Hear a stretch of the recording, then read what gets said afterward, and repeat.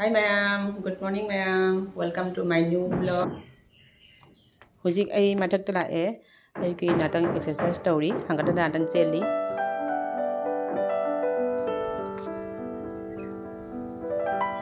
Numit su thore numit ki mangan se ay mai de pura re.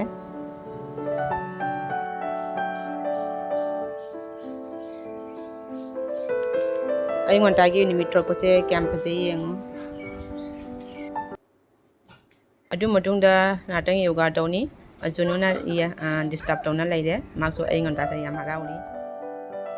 Makso ay ga sananingi ni. Adu matungda amu hana ay phajana tawre yoga tawse nu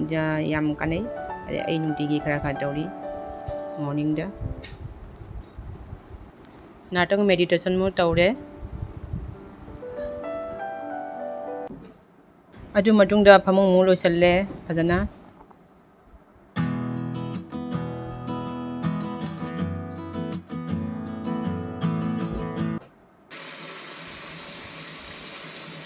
Hujik yomo phajana white area ni ase nungtigi ni nungtigi yom se phajana nana phajana clean tawna thamda jade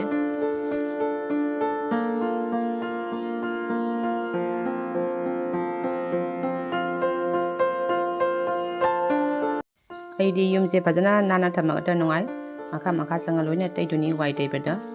kona puna muksu loina phajana taithok toini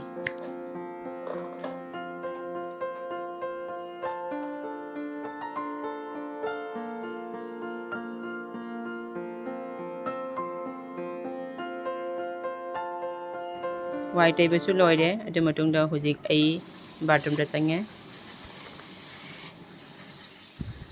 Hujik ai brush tawrani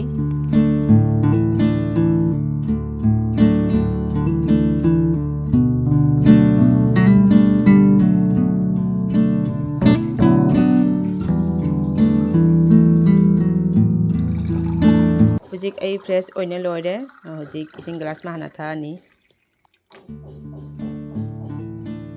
lebu mahi khara sumjangani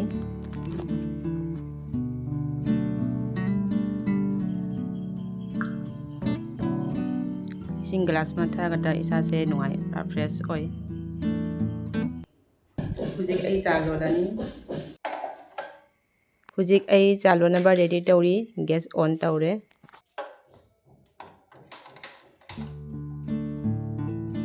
jalole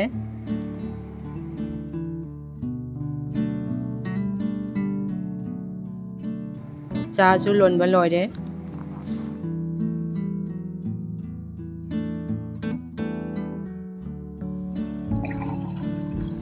ai di cha se glass ta thai glass ta kana haude male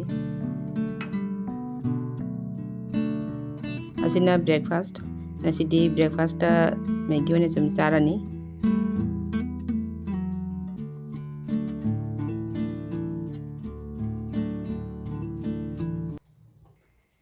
Hujik ai breakfast tawrage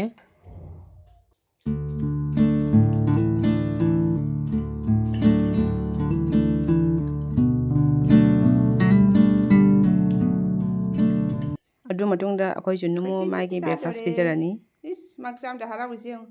sa sango api demi chal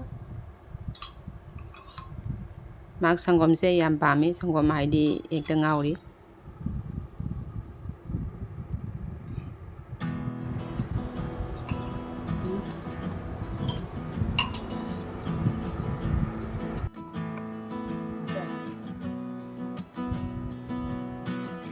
Sangom kiam pami no yengo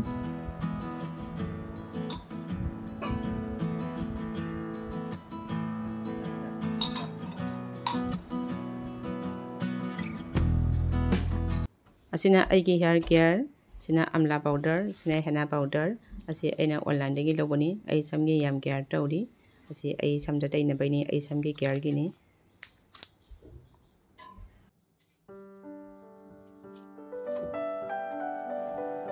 Hujik ngasigi blog se sida loisalage blog se nungairagadi like share and subscribe I love you all bye bye